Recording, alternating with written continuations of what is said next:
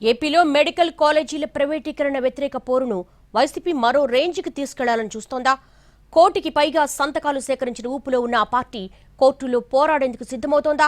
అసలు medical college అంశంలో Jagan పట్టుబట్టడానికి reason ఏంటి?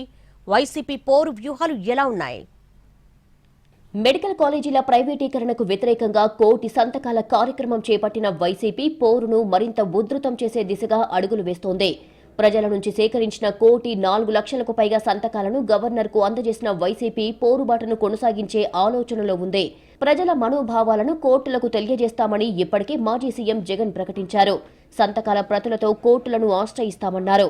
అప్పటికీ ప్రభుత్వం వెనక్కి తగ్గకపోతే వైసీపీ అధికారంలోకి వచ్చిన 2 నెలల్లోపే కాలేజీల ప్రైవేటీకరణ రద్దు చేస్తామని వార్నింగ్ ఇచ్చారు.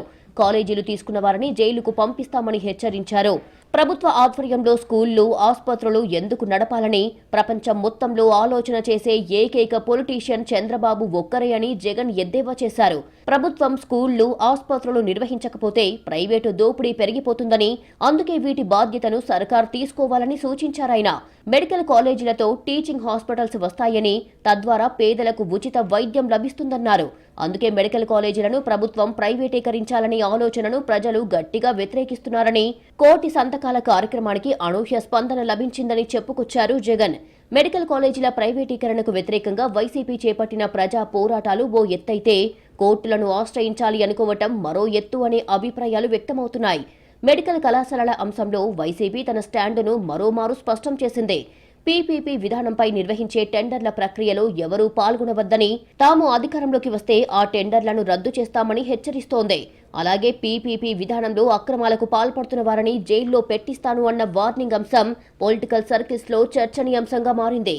మరోవైపు పీపీపీ విధానంలో మెడికల్ కాలేజీల నిర్మాణం వెనుక అతిపెద్ద కుంభకోణం ఉందని జగన్ ఆరోపించడంపై టీడీపీ సైతం రియాక్ట్ అయ్యింది. మెడికల్ కాలేజీలను సొంతం చేసుకున్న వారిని జైల్లో పెడతామని హెచ్చరించడం రాష్ట్ర అభివృద్ధిని అడ్డుకోవడమే అంటోంది.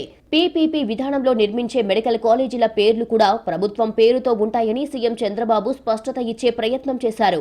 పేదలకు కార్పొరేట్ స్థాయి వైద్యం అందిస్తే మీకు వచ్చే నష్టమేంటని వైసీపీని ప్రశ్నించారు. మెడికల్ కాలేజీల ప్రైవేటీకరణను వ్యతిరేకిస్తూ వైసీపీ చేపట్టిన కోటి సంతకాల కార్యక్రమం ఉద్యమంలా సాగిందని ఆ పార్టీ వర్గాల్లో టాక్ వినిపిస్తోంది.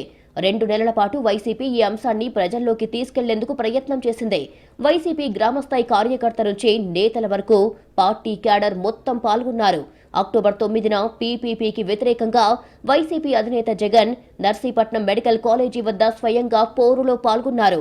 అక్టోబర్ 10 నుంచి డిసెంబర్ 10 వరకు 1,04,00,000కు పైగా సంతకాలు సేకరించారు. ఆ సంతకాల ప్రతులను జగన్ పార్టీ ముఖ్య నేతలతో కలిసి లోక్ భవన్ కు వెళ్లి గవర్నర్ కు సమర్పించారు. మొత్తంగా మెడికల్ కాలేజీల ప్రైవేటీకరణ విషయంలో దూకుడును ఇలాగే కొనసాగించాలని జగన్ నిర్ణయించడంతో వైసీపీ పోరాటాలు ఏ స్థాయిలో ఉండబోతున్నాయి అనే చర్చ మొదలయ్యింది.